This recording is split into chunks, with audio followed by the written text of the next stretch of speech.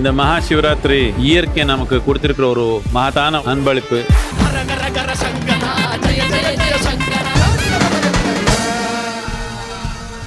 ஆகவே தமிழால் என்ன பெற்றீர்கள் என்றால் சிறந்த நாகரிகத்தை, சிறந்த பண்பாட்டை தமிழ் எங்களுக்கு ஊட்டியது என்பதுதான் ரொம்ப முக்கியமானது என்பதை நீங்கள் அறிந்து கொள்ளுங்கள். ஒரே ஒரு சிறப்பு நான் பார்ப்பேன், கடவுளையும் எதிர்த்து பேசலாம் என்பதை தமிழ் தான் நமக்கு கற்பிக்கிறது. நக்கீரனுக்கு கற்பித்ததே, சிவன் இறங்கி வந்தாலே நீ வணங்குகிற மீனாட்சியின் கூந்தலுக்கும் மனமில்லையா என்று கேட்டபோது மீனாட்சியின் கூந்தலுக்கும் மனமில்லை என்று தெளிவாக சொன்னானே.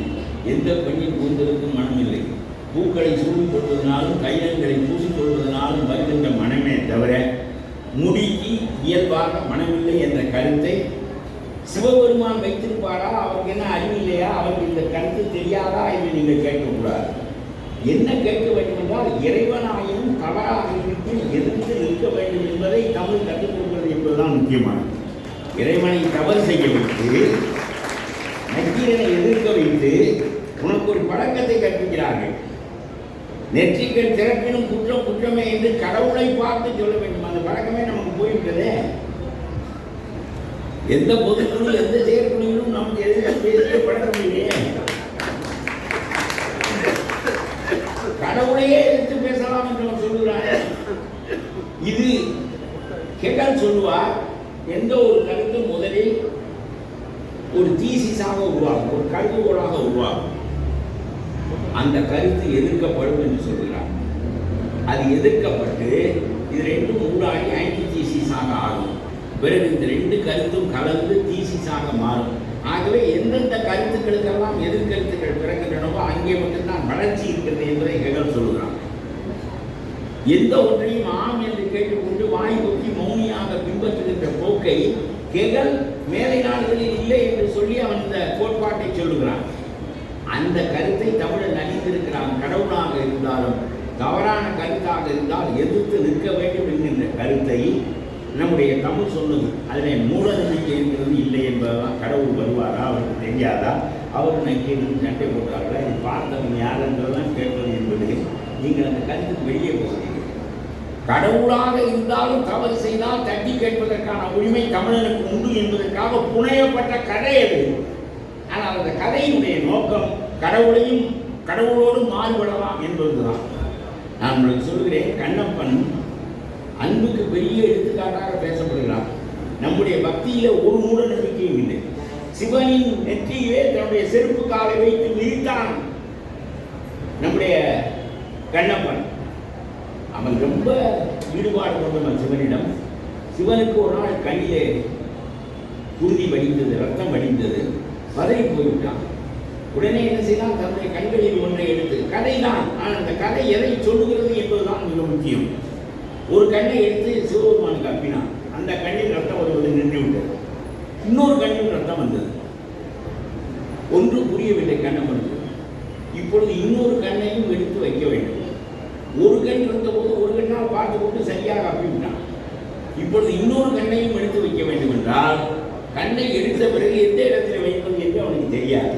இதற்காக என்ன செய்தான் கண்ணப்பன், எந்த இடத்தில் இன்னொரு கண்ணை நாம் பிடிங்கி வைக்க போகின்றோமோ அந்த இடம் அடையாளம் தெரிவதற்காக தன்னுடைய செருப்புக்காக சிவனுடைய நெற்றியில் மிதித்தான். இந்த செருப்புக்கு பக்கத்திலே இந்த கண்ணை பொருத்த வேண்டும் என்று அவன் முடிவு செய்து கொண்டான். இன்னொரு கண்ணையும் தூக்கினால் செருப்புக்காக இந்த இடத்துக்கு பக்கத்தில் அந்த கண்ணை பூசினான். எவ்வளவு அன்பு ஒரு மனிதனுக்கு! நீ செருப்பு காலால் மிதிக்கிறாயா இல்லையா என்பது முக்கியமில்லை. பூவால் வழிபடுகிறாயா, கல்லால் வீசி வழிபடுகிறாயா என்பது முக்கியமில்லை. நீ அன்பு கொண்டிருக்கிறாயா இல்லையா என்பதுதான் முக்கியம். இதுதான் தமிழன் சொல்ல நினைக்கிற செய்தி. கண்ணப்பன் ஒப்பதோர் அன்பின்மை கண்டபின் என்னப்பன் என்னப்பில் என்னையும் ஆட்கொண்டருளி வண்ணம் பழித்தென்னை வாவென்ற வாழ்ந்தவனை சுண்ணப்பொன்னிற்றே சென்றூராய் போதும் என்று மாணிக்கவாசகர் சொல்லுவார். அன்பின் எல்லை கண்ணப்பன் என்று சொல்லுவார். ஆகவே இதையெல்லாம் கற்றுக் கொடுத்தார்கள். அன்பெனும் வலையும் அகப்படும் மலையே இந்த கடவுளை சொன்னாங்க. அன்பிற்கு மட்டும்தான் அவன் வசப்படுவான், உங்களுடைய நேர்த்தி கடந்திருக்கு அல்ல நம்முடைய. ஆகவே இதை ரொம்ப தமிழ் அழுந்து நமக்கு மொழிந்து தவறான கருத்துக்களும் தமிழிலே ஒன்றிற்கு சொல்லப்பட்டிருக்கின்றன என்பது ஒரு பக்கம் இருக்கட்டும். ஆனால் இந்த கண்ணப்பனின் வாயிலாக நமக்கு சொல்லப்பட்டது அன்புதான் இறைவனுக்கு மிக முக்கியமானதே தவிர நீ காட்டுகிற அன்பு, நீ செய்கிற சடங்குகள் முக்கியமானவை அல்ல. கடவுளை எதிர்ப்பது முக்கியமானதல்ல. தவறுகள் கண்டால் எதிர்க்கின்ற மனநிலை உனக்கு வேண்டும் என்பதை கடவுளை கொண்டு வந்து மெய்ப்பிக்கிறான். எல்லாமே கதைகள் தான். ஆனால் இந்த கதைகளின் மூலம் சமூகம் எங்கு செலுத்தப்பட வேண்டும் என்பதை தமிழ் முடிவு செய்திருக்கிறது. இது மாதிரி நீங்கள் ஒரு மொழியை பார்க்க முடியாது. நான் சொல்கிறேன், ஜாதி வாரியாக தர்மங்கள் வடமொழியிலே பேசப்பட்டன. அவன் சொல்லுகிறான், ரொம்ப வலிமையாக சொல்லுவான், மனு முதலிய நூல்களில் விதித்தன செய்ததும் விலக்கியன ஒழிதலுமா என்று சொல்லுவான். திருக்குறளுக்கு ஒரே எழுதப்பட்ட மிகச்சிறந்த உரையாளன் வலிமையாக தான். ஆனாலும் இந்த தவறான கருத்தை சொல்லுகிறான். ஜாதி வாரியாக நீதி சொல்லப்பட்ட நூல் வடமொழி மனு. பார்ப்பனன் கொலை செய்தால் அவன் ஒரு கோவிலிலே விளக்கேற்றினால் போதும். சூத்திரன் தமிழன் கொலை செய்தால் அவனுக்கு தூக்கு தண்டனை. இதுதான் அவருடைய ஜாதி தர்மம். இதை பகவத்கீதையிலே சொல்லுகிற போது சொல்லுகிறான், மகாபாரதத்தில் கொண்டு வந்து பகவத்கீதையை சொல்லுகிறார். கண்ணனாகிய கடவுள் சொல்லுகிறான், உன்னுடைய ஜாதிக்குரிய தர்மம் எதுவோ அதைத்தான் நீ செய்ய வேண்டும் என்பது, அதற்கு மாறாக செய்யக்கூடாது. மாற்று தர்மத்தை சிறப்பாக நீ செய்வதை விட உன்னுடைய சொந்த ஜாதி தர்மத்தை தவறாக செய்தால் கூட தப்பில்லை என்று கண்ணன் நீதி சொல்கிறார். இதை இந்தியாவில் மிகச்சிறந்த நூல் என்று பாராட்டுகிறார்.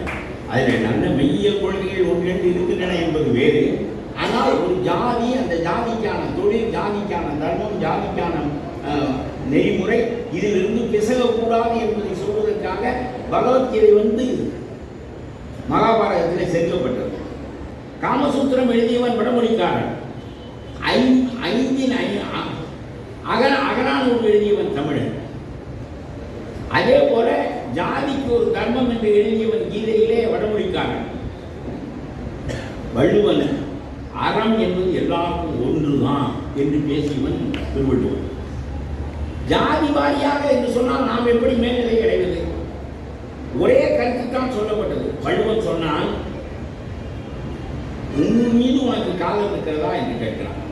ஆமாம், உலகத்திலே என்னைத்தான் நான் அதிகமாக நேசிக்கிறேன் என்று ஒருவன் சொல்கிறான்.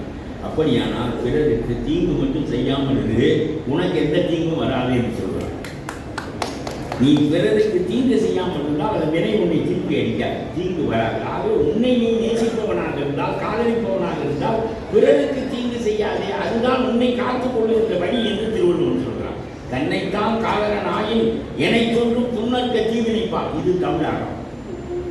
ஆகவேதான் நான் சொல்கிறேன், மனித வாழ்க்கை முழுமையடைய தமிழ் படியுங்கள், உலகம் புறாவும் செல்வதற்கு ஆங்கிலம் படியுங்கள். மனிதனை முழு மனிதனாக ஆக்குவதற்கு தமிழால் தான் முடியும். நம்முடைய வள்ளலார் சொன்னது போல உலகம் பூராவும் போவதற்கு நம்முடைய தமிழ் போதாது, அதுக்கு ஆங்கிலம் வைத்துக் கொள்வோம். ஆனால் எந்த காலத்திலும் உங்களுக்கு சொல்கிறேன், இருக்கிற மொழியெல்லாம் படித்து கொண்டு தெரியுங்க. பாரதி சொல்கிறானே, விதமொழி நின்மொழி பதினெட்டு முடியாது, சரியான கருத்து இல்லை. பங்காளியோடு பேச வங்காளம் படிக்க வேண்டும், அசாமியோடு பேச அசாம் படிக்க வேண்டும், ஒரியானோடு பேச ஒரியா படிக்க வேண்டும், கன்னடியனோடு பேச கன்னடம் படிக்க வேண்டும். இது அழைக்கிற செயலா? பாரதத்தாய் 18 மொழியும் பேசுகிறாள், அவள் பேசுவாள். நான் பேச முடியுமா? ஒரு மொழி வழியாகத்தான் நாம் இந்தியாவை தொடர்பு கொள்ள முடியும். அசாமியனையும் வங்காளியையும் ஒரியனையும் கன்னடியனையும் ஒரு மொழி வழியாக தொடர்பு கொண்டு கொள்ளலாம், ஆங்கிலத்தின் வழியாக. ஆகவே இங்கிலீஷ் லிங்க் லாங்குவேஜ், இங்கிலீஷ் எவர், ஹிந்தி நெவர். காரியமே இல்லை. ஆனால் ஆகவே இந்த மாதிரி நாம் எல்லாவற்றிலும் ஒரு தீர்மானமான பழைய கால நிலையை ஒட்டிய போக்குகளை நாம் அடைவோமே, ஆனால் மீண்டும் அந்த மறுமலர்ச்சி வாழ்வு நமக்கு ஏற்படும் என்பதை நான் உங்களுக்கு சொல்லிக்கொள்ள வேண்டும் என்று விரும்புகிறேன். ரொம்ப அரிய மொழி, நம்முடைய மனத்தை ஒருங்கிணைக்கின்ற மொழி. ஒரே ஒரு தர்மம் தான் திருவள்ளுவன் சொல்கிறான். நீ நேற்று எப்படி வாழ்ந்தா என்பது உனக்கு தெரியவில்லையா? இன்று நீ வாழ்கிற வாழ்க்கை நேற்றைய வாழ்க்கையினுடைய பிரதிபலிப்பு தான். நாளைய வாழ்க்கை எப்படி இருக்கும் என்று நீ அஞ்சுகிறாயா? அஞ்ச வேண்டாம். இப்பொழுது நீ எப்படி வாழ்கிறாயோ இதனுடைய பிரதிபலிப்பாகத்தான் நாளைய வாழ்க்கை இருக்கும். செய்த வினை உன்னை விடவே விடாது. உன்னுடைய காலடிக்குள் நிழல் மறைந்தாலும் உரிய நேரத்தில் அந்த நிழல் நீண்டு தெரிவது போல வினையினுடைய பலன் உரிய காலம் வருகின்ற போது உன்னை தவறாமல் அடிக்கும். சிறுகா பெருகா முறைகுழந்து வாரா உருமிடத்து ஊற்றாகா ஆங்கிடத்தை ஆகும் சிறுகா அலைப்பட்ட பொழியும் என்று நம்முடைய தமிழ் இலக்கியம் கூறுகிறது. நீங்கள் செய்த வினை சிறுத்து வராது. 4 பங்கு என்றால் 3 பங்கு வராது, 4 பங்கே வரும். 4 பங்குக்கு பதிலாக 5 பங்கு வராது. சிறுகா பெருகா முறைகுழந்து வாரா உருமிடத்து ஊற்றாக. நான் நல்ல காரியம் 1000 செய்திருக்கிறேனே, இந்த ஒன்றில் மன்னித்துக் கொள்ளக்கூடாதா கடவுள் என்றால், நல்லது செய்ததுக்கு நல்லது வரும், கெட்டது செய்ததுக்கு கெட்டது வரும். அதெல்லாம் இதற்கு கழித்துக் கொள்வது என்பது நம்முடைய வியாபார கணக்கு, கடவுளின் கணக்கில்லை. உருமிடத்து ஊற்றாக ஆமிடத்தை ஆகும். ஆக வேண்டிய காலத்தில் ஆக வேண்டிய நேரத்தில் அது வந்தே தீரும். ஆகின்ற காரணத்தினால் வினையை செய்வதில் நீ கருத்துடையவனாக இரு என்று தமிழ் சொல்வது. என்னை ரொம்ப கவர்ந்த ஒரு திருமந்திர பாடல் ஒன்று உண்டு. ஒரு தோட்டம் இருக்கிறது, ஏராளமாக விளைந்து கிடக்கிறது ஏலக்காய். அதை களவாணிகள் பிடித்து கொண்டு போய்விடுவார்கள், அல்லது வேலை பார்க்கிறவர்களே பிடித்து கொண்டு போய்விடுவார்கள் என்பதற்காக ஒரு சூப்பர்வைசர் கண்காணி நியமிக்கப்பட்டிருப்பார். அந்த கண்காணி இல்லாத போது களவாடுகின்ற வேலை நடக்கும்.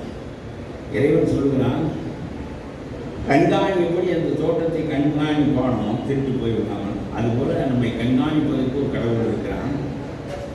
அவன் எல்லாவற்றையும் பார்த்து கொண்டிருக்கிறான். நாம் எண்ணுகின்ற எண்ணங்களையும் அறிவான்.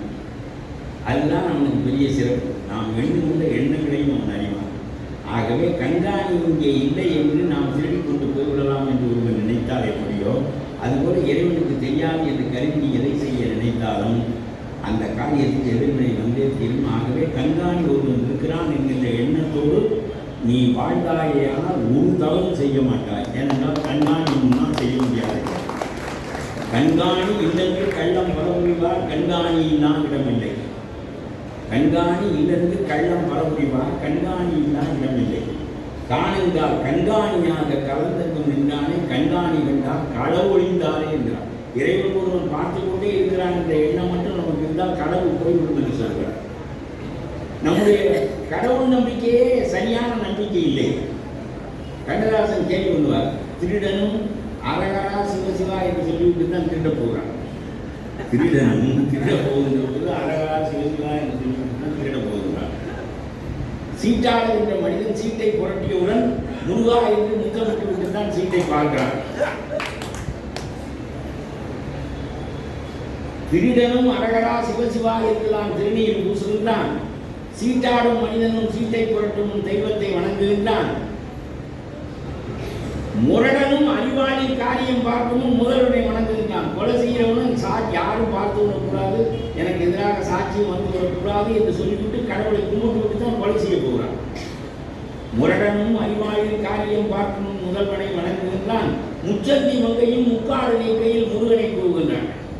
இந்த தாசி இருக்கிறாரே செல்ல வெட்டி பெயராக வர்றாங்க, கைக்கு வெட்டி இல்லாதவன். ஒரு நல்ல வகையான ஆளா பெரிய இன்ஸ்டிடியூஷன்ஸ் வச்சுருக்க ஆளா முடிஞ்சு மடக்கிட்டோம்னா நம்ம வாழ்க்கைக்கு சௌகரியமா இருக்கலாமே. முருகா அந்த மாதிரி ஒரு ஆளை கொண்டாந்து கொடுத்துருவார். முச்சந்தி மங்கையும் முக்காடு கையில் முருகனை கூறுகின்றார். வருடுவார் கைக்கெல்லாம் படைகின்ற தெய்வமென் வாழ்க்கையை காக்கவில்லையே, மலகுண்ட குந்தலை தென்றல் தாளாட்டிலும் மதுரை மீனாட்சி முயே என்று கண்ணதாசன் படுவார்.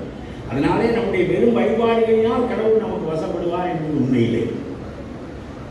நாம் சரியான வினைகளை புரிந்தால் கடவுள் ஒருவேளை நாம் கடவுளை நம்பாதவனாக இருந்தாலும் கூட கடவுளால் நமக்கு கேடு செய்ய முடியாது என்று தமிழ் சொல்கிறது.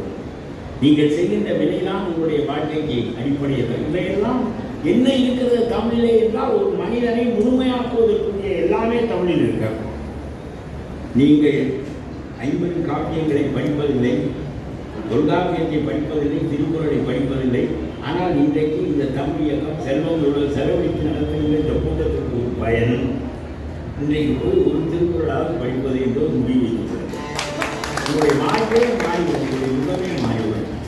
ஆய்வு மட்டும் படித்து கடைபிடிப்பது என்ற கொள்கையை நாம் நினைவில் கொண்டால் நம்முடைய வாழ்க்கையே மாறிவிடும். ஆகவே தமிழ் என்பது மனிதனை முழுமையாக்குவதற்குரிய மொழி.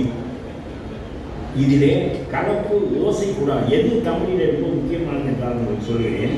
அதை மட்டும் சொல்லிவிட்டு விடைபெற வேண்டும் என்று நான் விரும்புகின்றேன். இங்கே பாருங்க, தமிழுக்கு என்று தனி ஓசை உண்டு. இந்த ஷா ஷா ஹாவெல்லாம் தமிழ் இல்லை, இது வடமொழி ஓசை. நம்முடைய அரசாங்கத்திற்கு நாம் வருத்தப்படக்கூடாது, அவர்களுக்கெல்லாம் பாதி ஒன்றும் தெரியாது. நம்முடைய தமிழ் பாட புத்தகத்தில் மெய்யெழுத்து 12, உயிரெழுத்து 12, மெய்யெழுத்து 18, உயிர் மெய்யெழுத்து எல்லாம் சரியாக போட்டிருக்காங்க.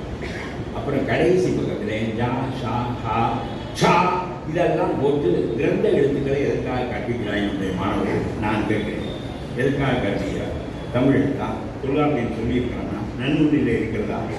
எதற்காக நம்முடைய பிள்ளைகளுக்கு அந்த எழுத்தை கற்பிக்கிறாய்? அந்த ஓசை நமக்கு அயலான ஓசை.